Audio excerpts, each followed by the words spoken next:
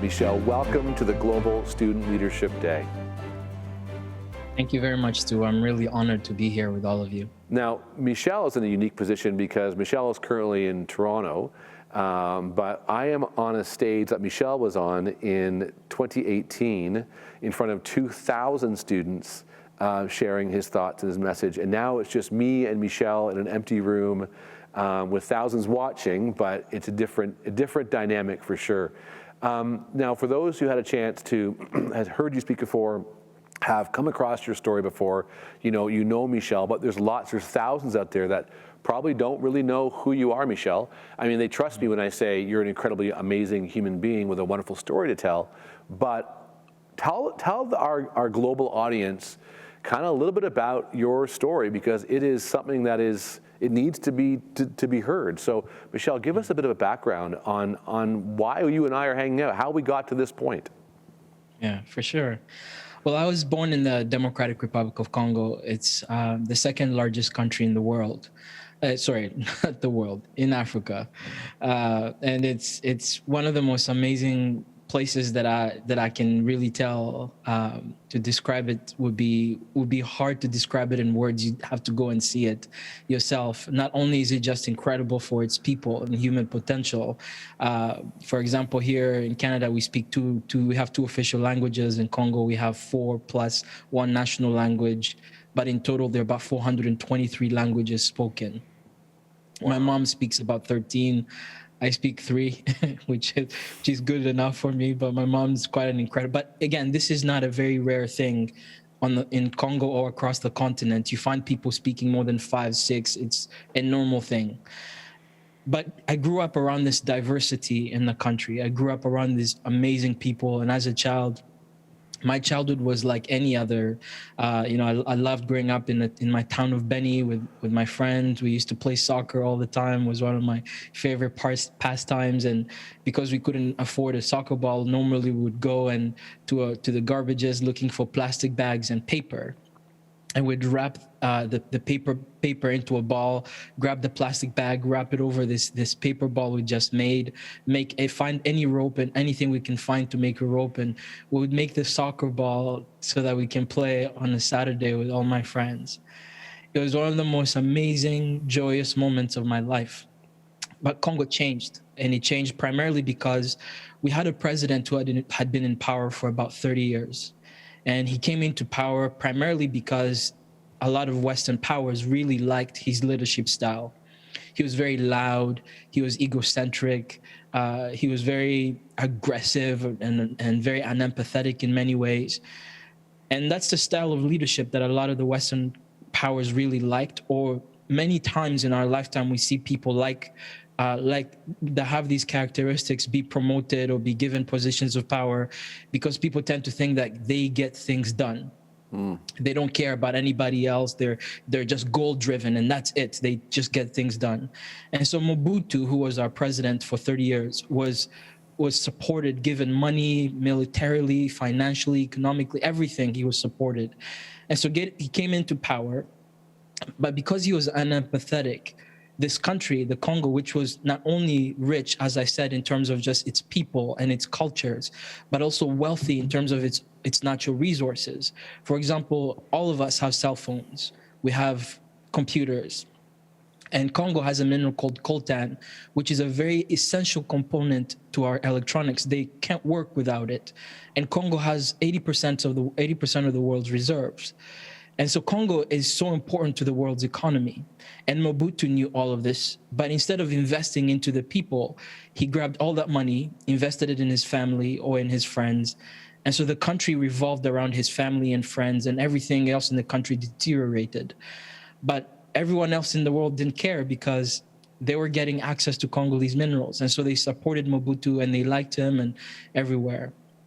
But this is what deteriorated everything in my country, and conflicts, of course, arose because of this. And so as a little 5-year-old child in the early 1990s, I was abducted as one of these conflicts started to take over the entire country. And I was abducted. I was forced to kill my best friend as a way of being initiated into an army. Wow. And I became a child soldier at the age of 5. terrible leadership has this terrible thing of destroying a community, but it also destroys individuals.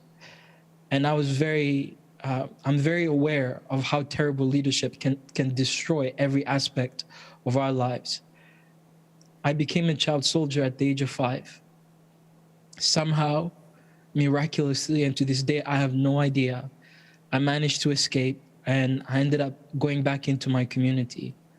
It's a long story, and for those of you who have seen me speak, I've heard it.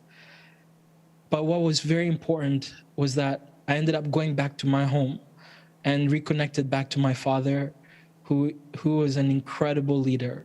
He was the opposite of what Mobutu was. He cared about my country just like Mobutu did, but instead of being this aggressive person, he had showed a lot of empathy, humility, and whenever I needed help, my father was always there. And for me, when I think about leadership, it really starts off with these characters that my father showed every single day, because it was those characters that helped me survive and helped me continue to this very day. Wow.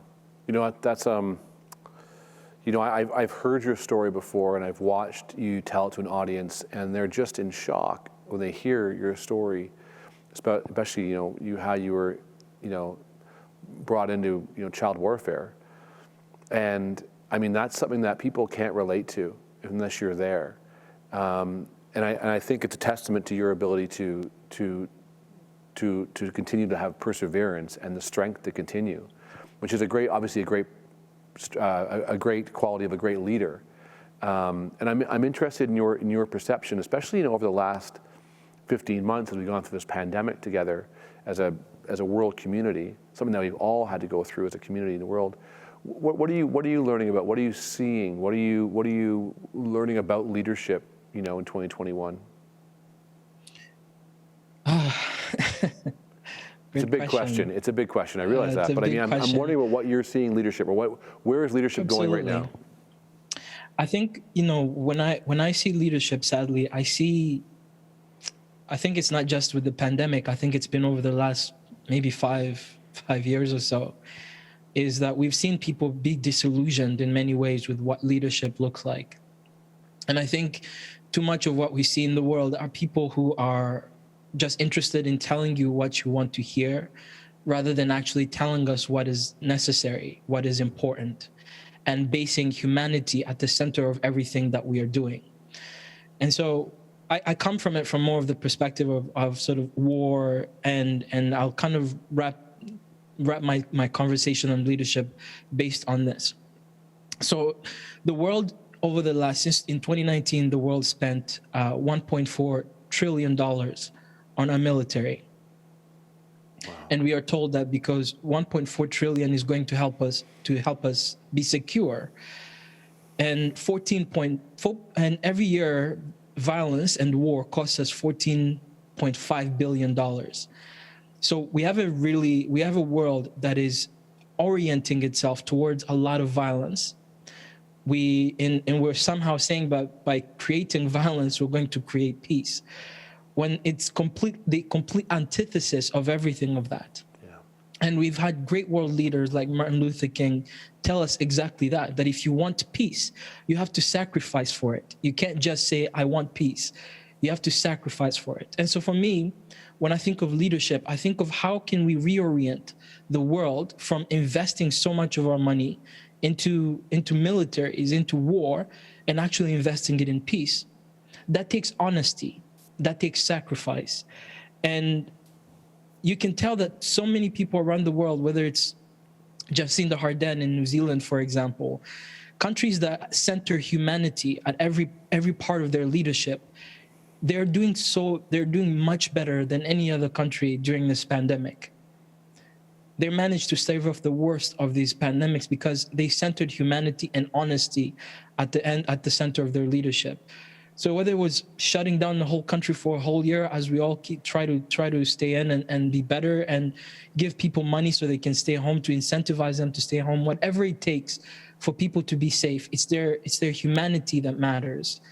And I think so much of our leadership lacks that. It lacks the idea and understanding of humanity, because we see money and the interests of money as what drives the world, when I think it's humanity and love and care that really is what centers and drives us forward as human beings. You know, you say that, and it's an incredibly relevant point. And I was thinking to myself, you know, we're talking about community a lot. Leadership is about building community. And this event is a global student leadership summit day, 2 days. And we've got, you know, 30 plus countries here. We've got, you know, thousands upon thousands of youth and educators from around the world from different perspectives. And I was thinking to myself today, actually, that, you know, how do we get to a point, and Michel, I don't know if I'm interested in your perspective on this, and we got so many young leaders out there who will soon be the ones who are leading the world, you know, in the next few decades. But how do we get to the point where we can create a community of humans that just love humankind, like love each other? How do we get? Is there any way for us to, you know, everyone wants to be in their community, everyone wants to have their thing, but how do we get to the point where we can look at someone and say, I'm okay with everything. I'm okay with you know, you said New Zealand as an example, but how do we get the whole together? Yeah. I think one of the most underrated quality of great leaders is humility.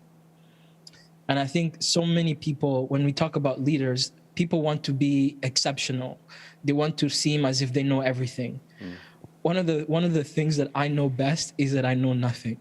So one of the things that I've learned the most is that I know nothing. And I go into every situation in the world, in every situation I'm given, with that humility, knowing that I know nothing. I'm here to learn as a person, as a leader. I'm put in a position to be humble, to listen, and then when I see an opportunity, I lead.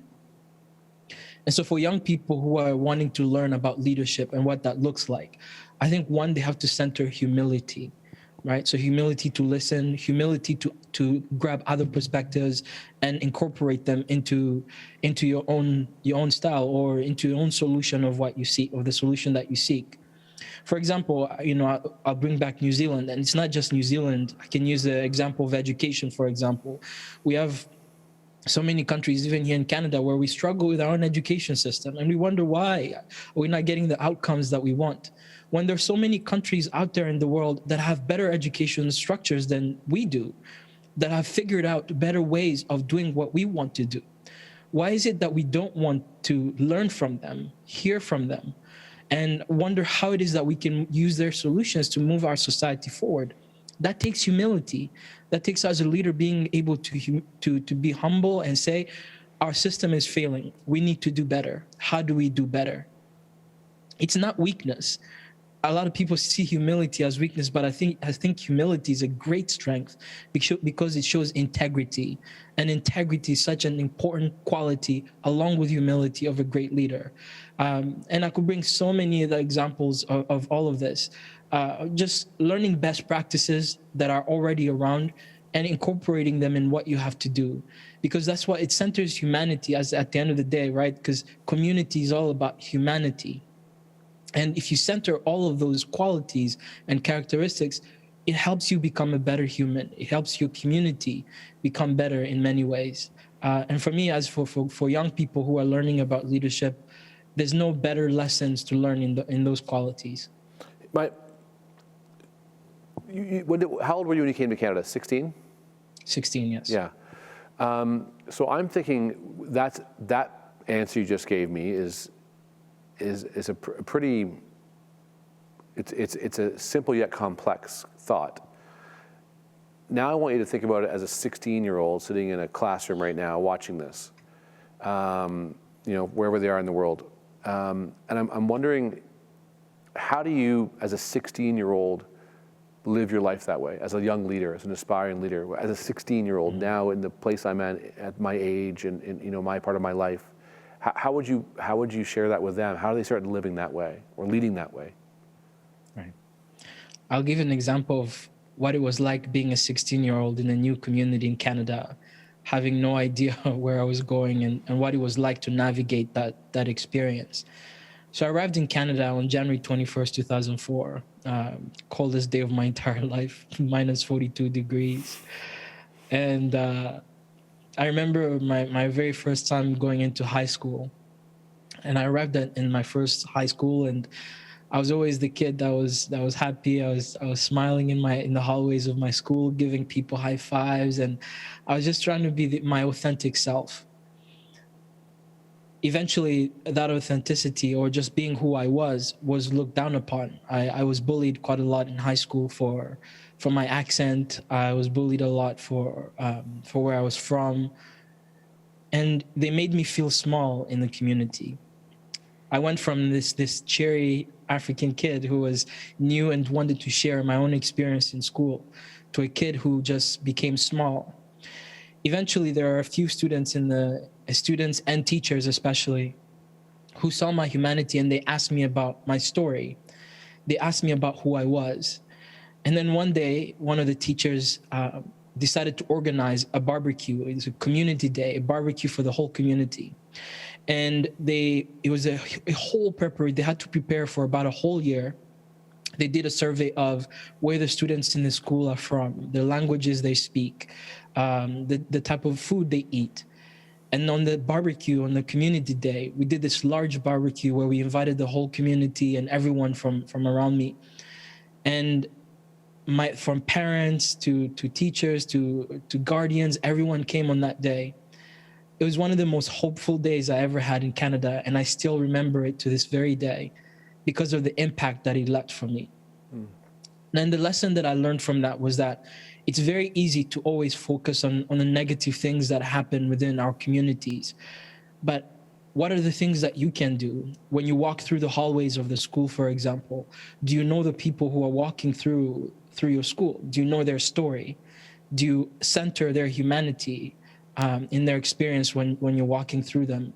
How you don't have to be friends with everyone, but you can be good to everyone. And I think that is not a hard thing to do. It sounds very difficult, but it's actually a very simple thing to do, because it's all about perspective and mindset. When you see people and you hear their story, you connect to them on a human level that's much different than if you were just to read it, for example, or just look at them just as another person walking down the hallway of school.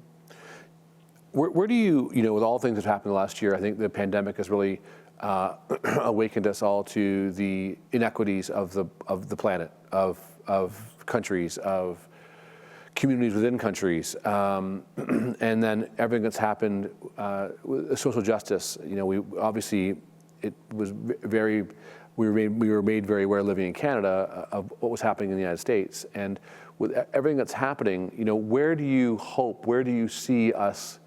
What do you see us learning from all this? Where do you hope we go from all of this last year? Where would you, Michel, if you could say, if you have a wish right now, where do you want us to be 1 year? If you and I are chatting, 1 year from today, where do you hope what we learn? Where are we? Yeah. I know sometimes when you look around the world, it feels really hopeless and negative, and everything that's good seems to be like very rare to find. But honestly, I would say that discomfort is not a terrible thing. And I think the world is going through a very uncomfortable period at the moment. But I think out of discomfort comes learning. And learning itself is what moves us forward as human beings. It's a good thing, because we are uncovering, as you said, a lot of things that we perhaps were never privy to or didn't think about in many ways. But now that we are aware, what do we do? And the goal of great leaders is to be able, again, to be humble, to listen, but humble to grab perspectives and actions that are taken by others to see how we move our society forward. And so where I get my hopes is in events like these, talking to young people, having the opportunity to share with each other best practices, things that somebody has done, how I can incorporate that in my own goals and what I'm doing moving forward. It's when I traveled in the Congo and I meet a young Congolese person, entrepreneur, trying to do something good for his community, to use his skills, but just doesn't have a way to access capital or money to invest in his business. And if I have $100, $300, then I give it to him. And that might seem like a small impact or nothing, but it's actually a very big impact, because you're investing in a human being. You're investing in someone. And it doesn't have to be about money, like I said. It can be in moments like these, events like these, where you're sharing not just about perspectives, but again, best ways that you can do moving forward. So I find hope in the everyday. And I think you have to, because if you focus a lot on sort of the macro picture, the bigger picture of what's happening, it's very easy to get disillusioned. And so I like breaking my hope down into sort of small goals. I have sort of like a small goal, what I can do for someone, whether it's a family member or friend. And then my big goal of what I can do for my community and society as a whole. So whether that is through charity, whether that is through speaking, whatever avenue that I have, I use sort of like that as a template for keeping something within me alive. I love writing, so I try to keep me as well in the center of all that work, because it takes a lot from you to give all the time. And I think that's a great way to kind of wrap that part up. I think it's so students can ask the question, what can I do in my school hallways, in my community, to be that kinder, better person? And I think that's what they should be asking. Michel, I'm so grateful for you to be here with us today. I'm so grateful you got to share the message with thousands of youth around the world. It's my hope that the Global Student Leadership Day every year becomes a tradition that, you know, we don't charge for it. It's free. We want people to be able to come to it, and you know, we want to be able to have as little barrier as we can. Obviously, internet technology is a barrier, but as little barrier as we can. So on a phone, you could listen to Michel speak you next year. You know, like I really hope that we are here next year, and you've told us a little bit more about how your journey is continuing on the path you want it to. Thank you. Thank you so much, Michel. How do people stay in touch with you? I mean, they can find me anywhere on any socials. I'm usually on Instagram, but Facebook. And you can send me an email if you want to. It's Michel, my first name, Michel at michelchikwanine.com. So my first name, Michel, yeah. You better, no, Michel is M-I-C-H-E-L. H-E-L, yeah. at M-I-C-H-E-L, yeah. CHIKWANINE.com. All right, so it's right there. We're gonna have it right there on the screen. You can see it. So that's and there's a code that you can just, so if you have a QR code, it's right there. Take all of Michel's information, and if not, Michel, thank you so much. One last question for you, if you can do a quick thought. First thing that comes to your mind. My question to you is, what is the one lesson you've learned through this pandemic about yourself? I always come back to the last statement my father ever told me. Once he said, you know, never underestimate the power of a small thing, because when you sleep in a room with a mosquito, you'll know how powerful even a small little insect can be. So true. And then he ended up that story by telling me to always remember that great men and great women throughout history, that they've never been praised for their money nor their success, but rather by their heart and what they do for others. And throughout this pandemic, it's been a lot of people who check up on me. It's been sharing moments like these with you, Stu, and so many others, that has centered, again, for me, the one lesson has been humanity. And that's what I want to keep centered on, because I think that's what moves us forward. What a perfect way to wrap this up. Thank you, Michel. I always appreciate you. I wish you luck in the future. I know you have a lot of big things happening in the future. And I know, whether we hear about on this stage together or we read about it somewhere, I know you're going to keep changing the world. So thank you from all of us.